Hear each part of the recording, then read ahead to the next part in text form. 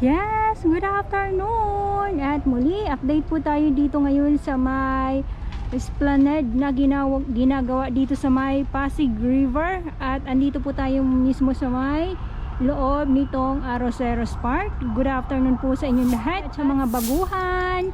Yes, welcome sa channel Miss Jolaine Dorabels. Mahalin niyo po ako ng buong buo, yun ay hindi galing sa ilong ng may singaw. God bless everyone. At ang oras ngayon ay 12:21 ng tanghali. Yes, tanghali na po at andito po tayo ngayon sa Esplanade na ginagawa dito sa may Pasig River. At ito po yung mga pundasyon na gagawin or ginagawa dito sa may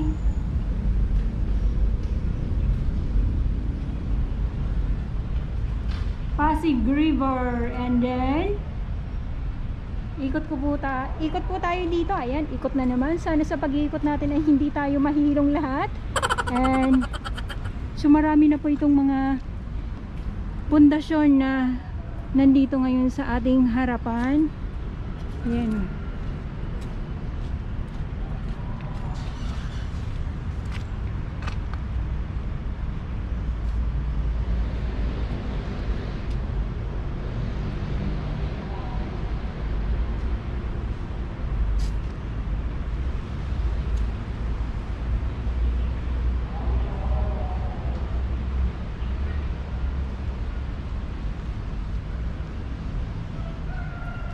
So, yung drainage na ginagawa dito ay mayroon ng yung pantakip nila. Ayan, yung kulay ano na to, yung kulay red talaga, or red or kulay brown. Ayan.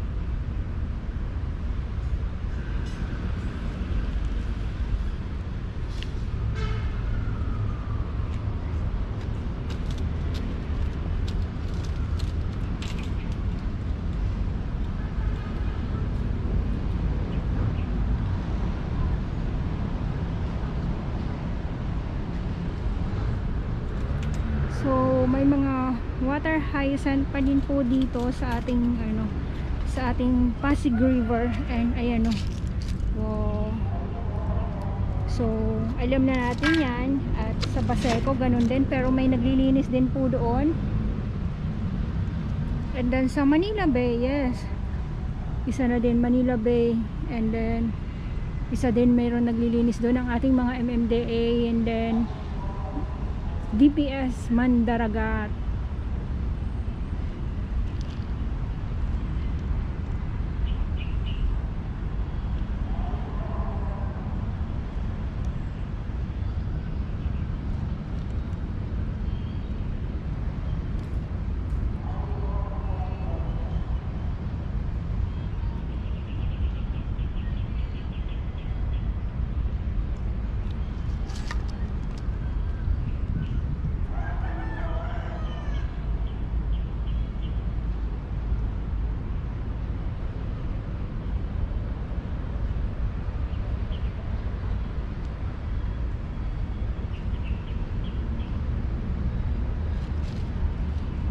So ito yung ilalim mo, yung drainage. So dahil ay high tide ngayon, may tubig tayong nakikita dito sa may drainage na to. Pero pag low tide, wala po tayong tubig na makikita dyan. And then ito po yung takip niya, yung mga kulay red na yan, or kulay,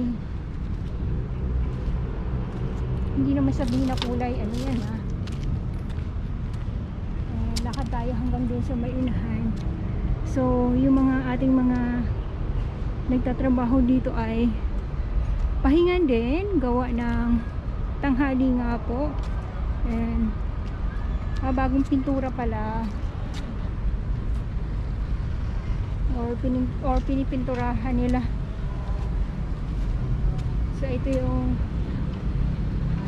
yung lakaran, or ito yung ating mapapasyalan soon. Ayan, malapit na. Pag maging okay na po ito po yung ating makikita dito. Hanggang doon po yan. And then doon sa may Loton. Itong ating itong nilalakaran ngayon. So malawak na. And then yung mga ibon, nakakatuwa naman.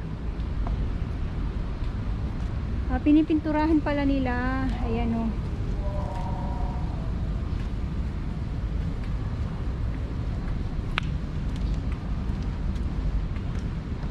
Handang-handa na, nakahanda na itong takip pala ng ano, takip ng drainage ng esplanade. Hanggang doon po yan. Yan. So, and then pag dito naman kayo, pag halimbawa mamasyal kayo dito, so ang malalanghap po natin dito ay syempre sariwang hangin dahil maraming ang mga puno. And then yung ano naman, yung itong tubig dito ng ano ng Pasig River ay hindi naman po siya maamoy.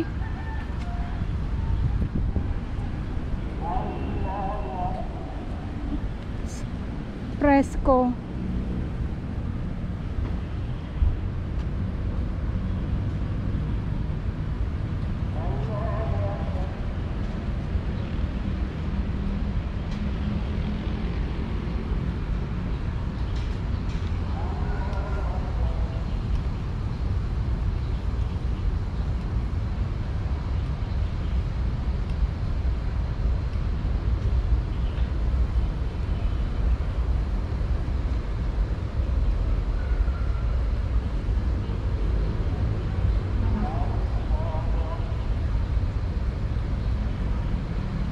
Green na green ang kulay. So mostly naman ulit-ulitin ko ay talagang mga green na green or mga matatayog na mga puno ang inyong masisilayan dito sa may Arroceros Park.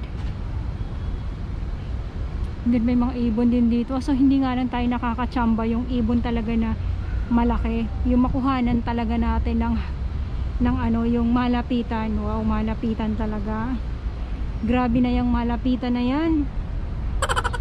And then mamaya punta tayo doon. So eto lang, kaya tayo dito napasok sa may Pasig River para i-update ko sa kayo sa ginagawa dito ng esplanade.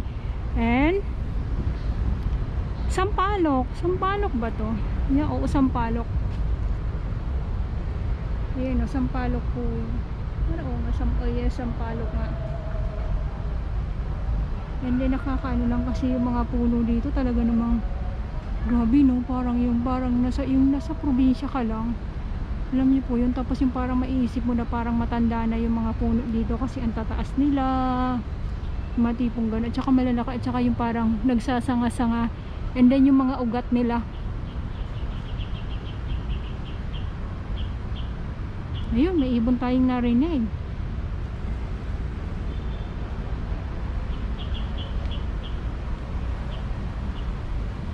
So antayin po natin sa mga susunod na buwan pag natapos na ito. So pag natapos na talaga namang magandang pasyalan po itong ano, Pasig River Esplanade dito sa may Arroceros Park. Kasi bubuksan to hanggang doon yan sa may Lawton nga, sabi ko nga doon sa may ano, sa may Jones Bridge.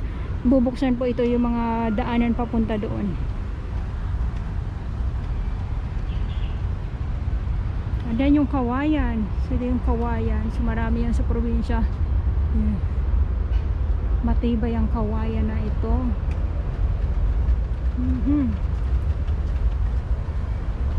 Ang galing. So magkadikit talaga itong puno na to. And may plant box talaga, so parang pinag-isa.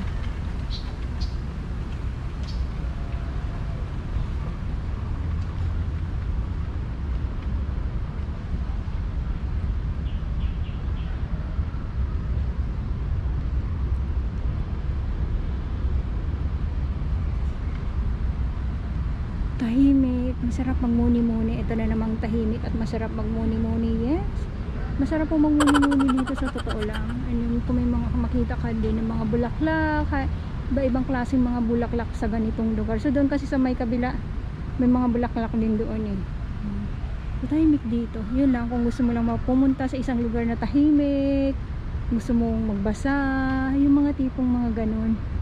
yung hindi ganun ka hindi ganun kadami yung tao. So dito, pero sa mga susunod na taon, pag once mamasyal tayo dito or magawi tayo dito sa may Arroceros part, ay hindi na po ganun katahimik, dahil talaga namang kasi dadagsain to ng ating mga kababayan na mamamasyal or magagawi dito sa may Arroceros part or sa may Esplanade. And maraming salamat po sa inyo lahat. So ito yung update ko ngayon dito sa inyo sa may Esplanade dito sa may Arroceros Park. Maraming salamat po. Para sa Luwan.